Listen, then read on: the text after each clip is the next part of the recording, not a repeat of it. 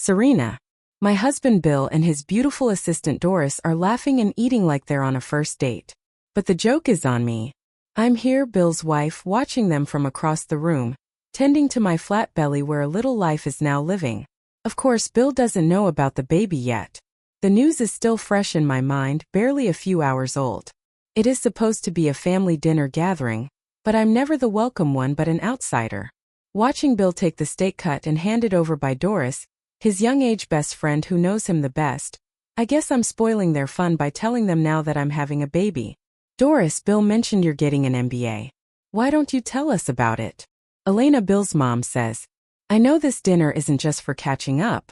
Elena wants to show off Doris, the daughter-in-law she'd rather have. Doris, with her wavy auburn hair, smiles and leans forward in her chair. It's going really well, she says, her emerald green eyes sparkling with enthusiasm.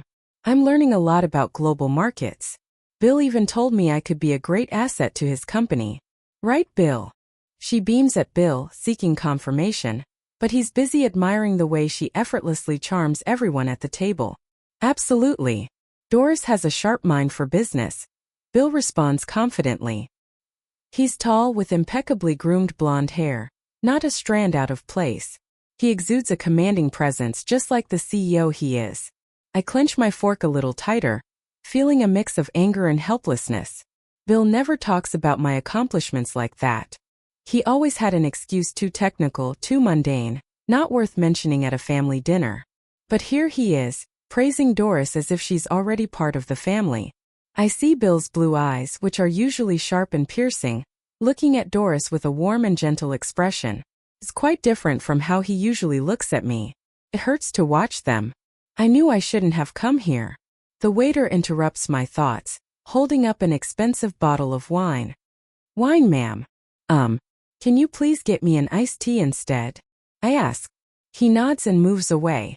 I gently touch my belly under the table, thinking about my secret. Will anyone guess why I'm not drinking wine? Probably not. Everyone's too busy talking to Doris. I'm just here because Bill brought me along.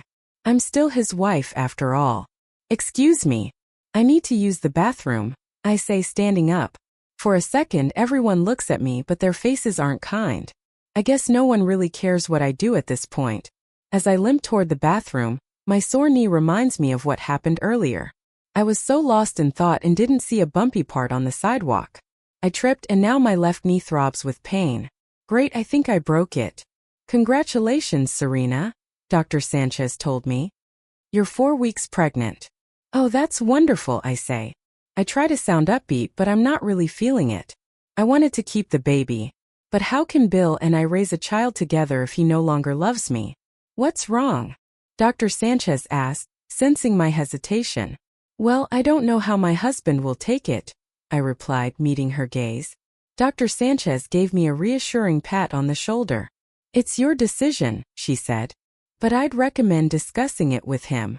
Now in the bathroom, I splash my face with water, trying to think straight. Should I tell everyone about the baby at dinner? Maybe it would make them see me differently, not just as someone who used to work for Bill. But then I remember how cold everyone was when I walked into the ballroom. Bill and his family saw me hobbling, but nobody helped or even said hello. It felt like they were ignoring me on purpose, and Bill just stared at me. Looking in the mirror, I see someone who looks like me but doesn't feel like me. We share the same features. Soft brown eyes, chestnut hair in loose waves, and tiny freckles on both cheeks. But this isn't the old Serena I know. She wouldn't let anyone treat her like a doormat.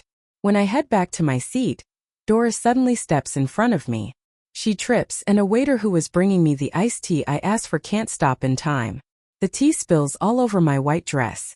Hey, watch it, Doris, I say, surprised and a bit angry. I clean the stain with my handkerchief, but it won't come off.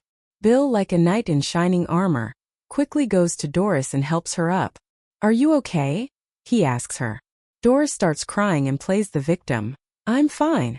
I just don't know why Serena would trip me. My face gets hot. This lying bitch is testing me. What? I didn't even touch you. Bill stares coldly at me. What's wrong with you? Apologize to her now. I can't believe he's taking her side. Are you fucking serious? I didn't do anything. If anyone should apologize, It's her for ruining my dress. Seriously? Is your dress all you care about? You're so selfish. Oh, I'm selfish? You haven't even looked at me once. I didn't make a big deal out of it. You've been too busy with Doris to remember you have a wife. Now everyone is looking at us. I don't usually share personal stuff in public, but I'm really tired of how everyone's been treating me tonight. People can stare at us for all I care. Enough. Elena yells. Stop this nonsense. If you don't apologize to Doris, then leave. I look at Bill, waiting for him to say something in my defense. He just stares at the table, letting his mom embarrass me without saying a word. I feel tears starting to form in my eyes. I've never felt so low in my life. I take a deep breath and say, okay, I don't want to cause a scene here. I'll go, Elena, if that's what you want. The waiters give me odd looks as I leave the ballroom. That's it, I've had enough. If Bill won't stand up for me, our marriage should be over. I won't even tell him about the baby, and I want a fucking divorce. Serena's POV. It's funny how adrenaline can make you forget pain for a bit. As I leave the hotel, my left knee starts to sting again. Well, at least I'm out of there, I mumble. I still hear the commotion inside. Bill's family is checking on Doris. Wow, they're overreacting. She only fell. It's not like she lost a leg. Meanwhile, I feel like I might lose mine soon. I focus on breathing to ease my pain. Distracted, I bump into a man going in the opposite direction. The slight impact causes me to stagger and wobble. Oops, sorry. He notices I'm unsteady and holds my arm to help me balance. Careful there. I think I've seen you before. Oh, you're Serena, Bill's wife, right? Great, another family member who might hate me. And I thought tonight couldn't get any better. Yes, that's me. I'm curious about who he is, so I look at his face.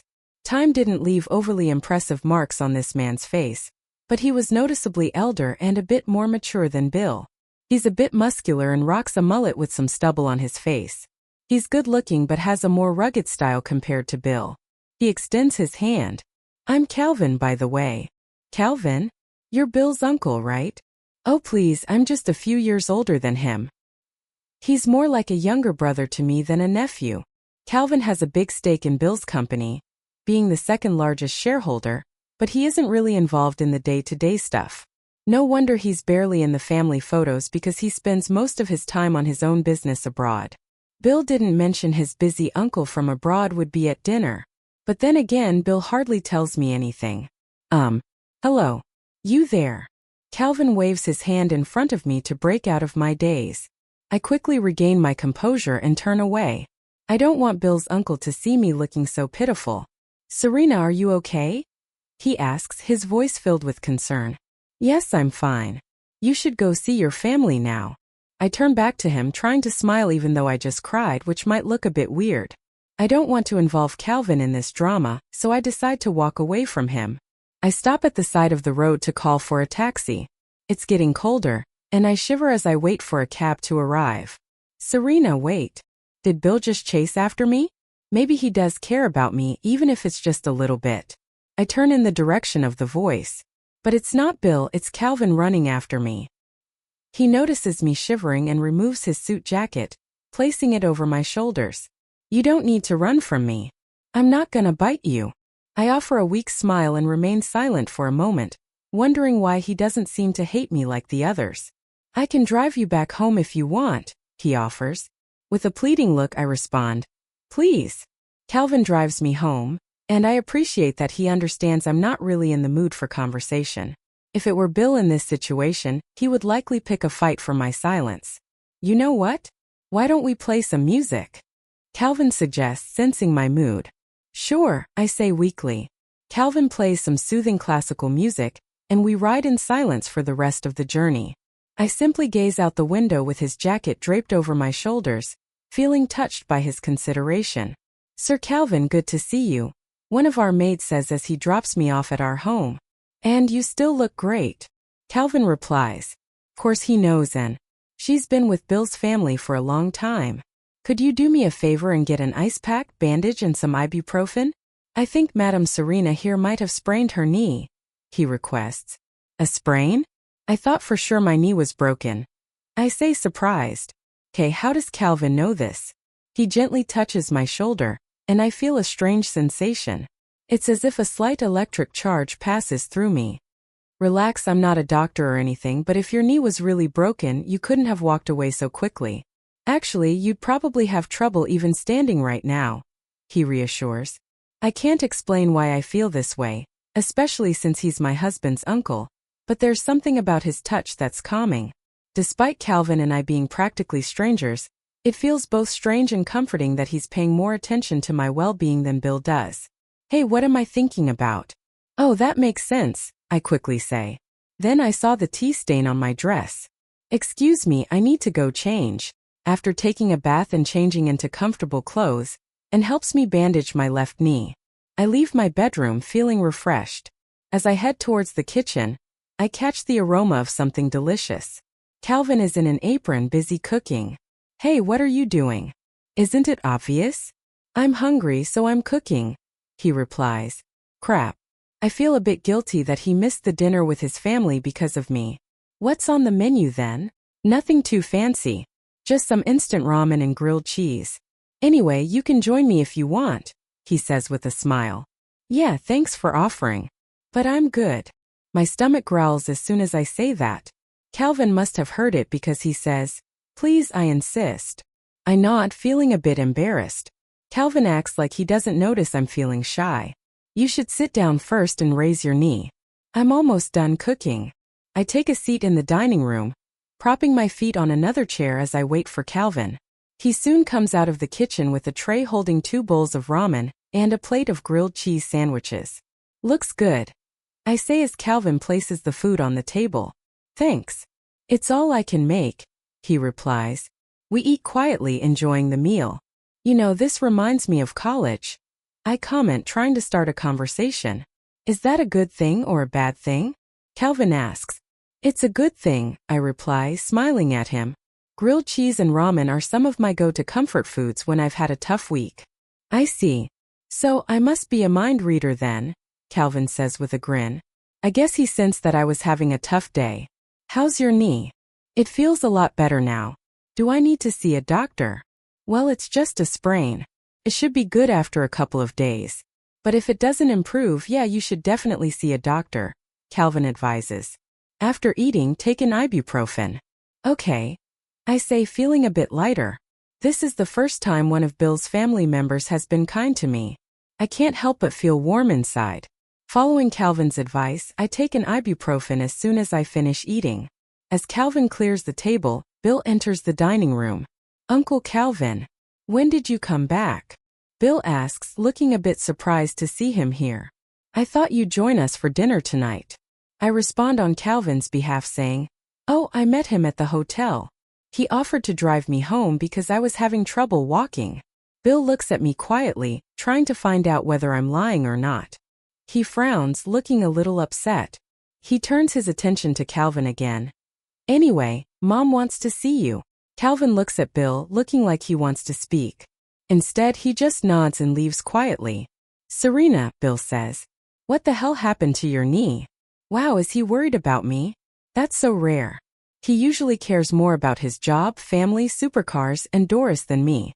Maybe if he knows I'm having his baby, I'll win him back. Serena's POV. I thought Bill actually cared about my leg for a second there, but nope, he's back to being a total dickhead. I tripped outside the hotel and I begin. You know what, it doesn't matter. Just go say you're sorry to Mom and Doris, he says, not even letting me finish. And he's doing it again, cutting me off like I'm just background noise. This is so ridiculous. Why do I even put up with him treating me like crap? Just as I'm on the verge of telling Bill that he's going to be a dad, I stop myself. I can't let our child see us fighting like this all the time.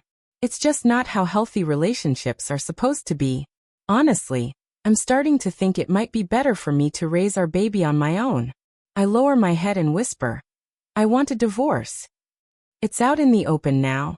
There's no turning back. But weirdly, I feel lighter, like I've been holding my breath for so long and then finally been able to let it out. Then it's just dead silent. Bill doesn't say anything for a bit, like he's trying to process what I just said. Finally, he blurts out, What? You can't be serious. With this tone of total disbelief. I look straight at Bill. He's got this look. Eyebrows all scrunched up.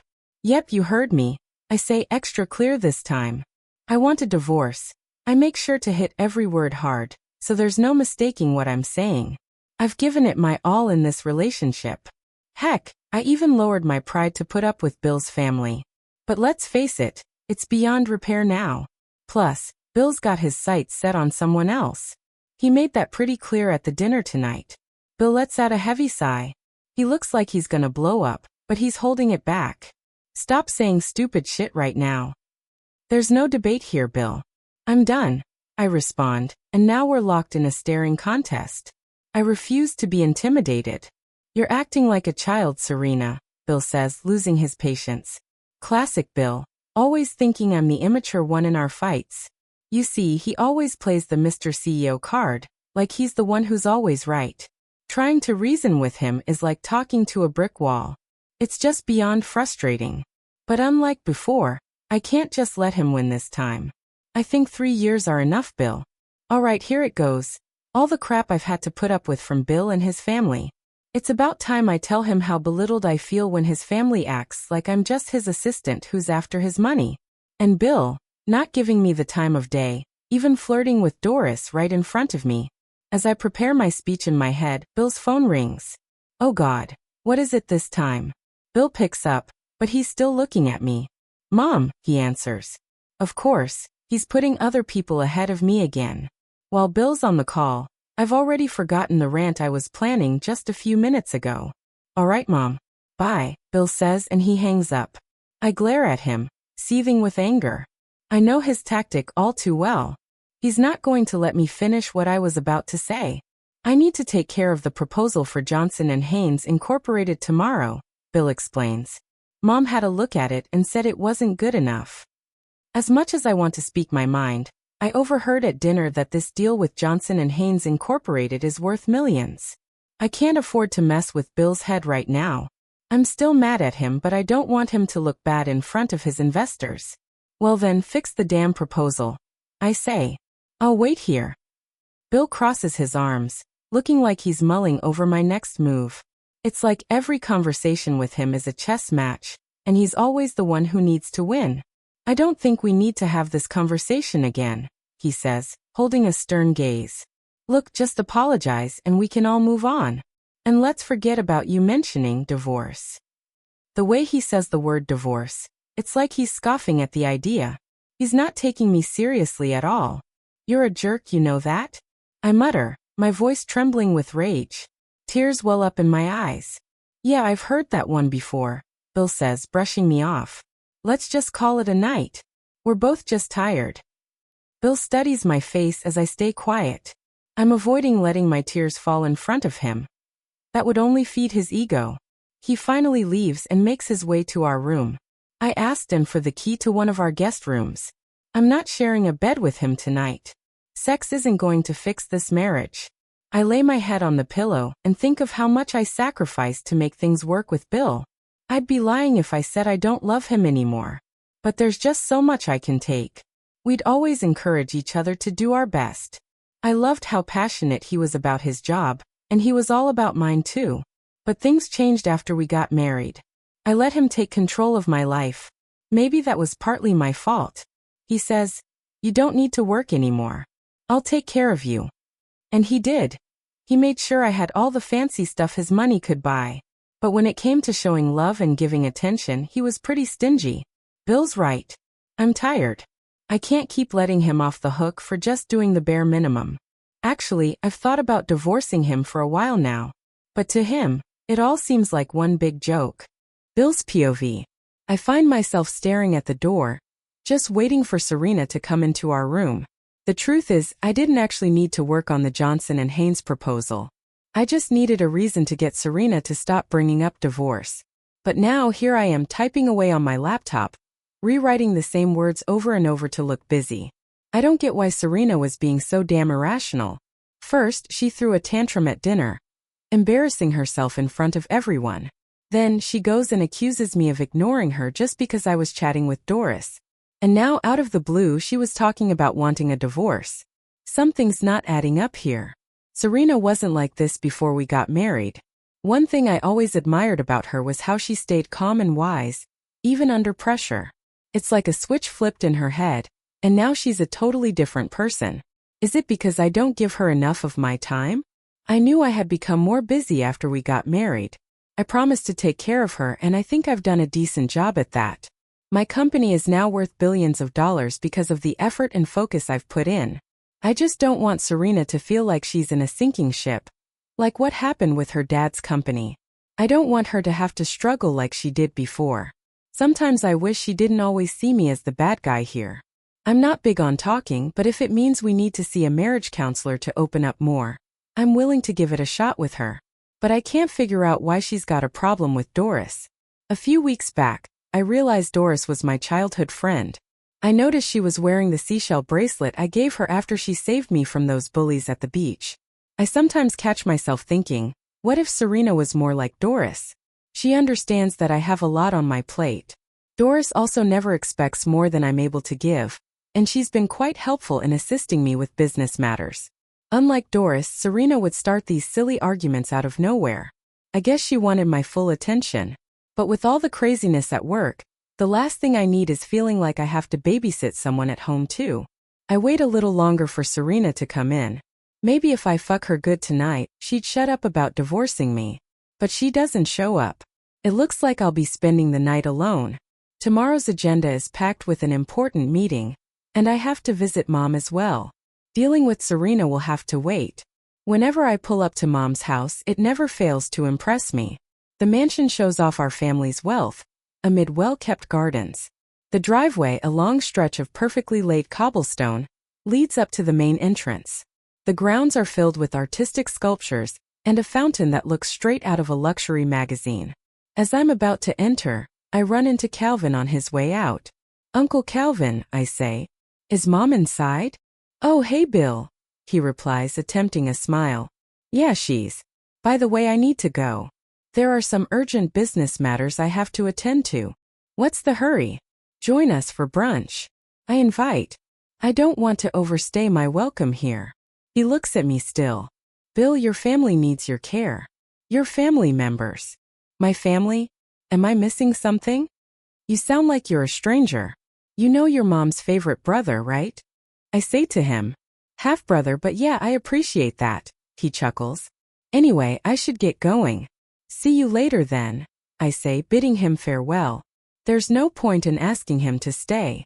After all, he's got his own empire to run. He's the owner of Deep Horizon Industries, a European conglomerate with famous brands under its umbrella. While I was hustling to become a billionaire, he was already there just waiting for me. I'm sure if my companies were put in a bad place, Calvin's would back me up without a second thought. That's just the kind of guy he is, deeply loyal to his family. I watch as Calvin drives his McLaren out of the mansion without looking back. For some reason, I have a feeling he's avoiding me. But why? I remember walking in on him and Serena having dinner last night. Serena just looks so carefree. It's been a while since I saw her smile like that. I couldn't help but raise an eyebrow at the scene. What on earth did Calvin say to make her grin like that? I clench my fist, wanting to punch something. But honestly, I can't quite put my finger on why I'm so mad right now. Maybe it's because Serena is bringing up divorce. I'm still upset about Serena drugging me into marrying her. She's smart and beautiful, no doubt about that. But I wasn't sure if I liked her romantically. Her evil scheme made it hard for me to trust her. Even now, I'm unsure about her true intentions. Then it hit me. She might just want a big payout from the divorce settlement. What a clever girl. I think about my net worth, and she could easily walk away with around $100 to $300 million from me. My mom warns me to be careful around Serena. I always defended my wife and gave her the benefit of the doubt. But now that my companies are doing really well, I can't help but think she might be planning to divorce me at the perfect moment. I'll play along. But I won't make it easy for her. If she wants to divorce me, she'll have to play by my rules. And who knows, maybe she'll eventually realize that her plan to divorce me is a big mistake. I smirk, imagining the look on Serena's face as she begs for a second chance. She'll come crawling back to me when I start acting cold. It works every time.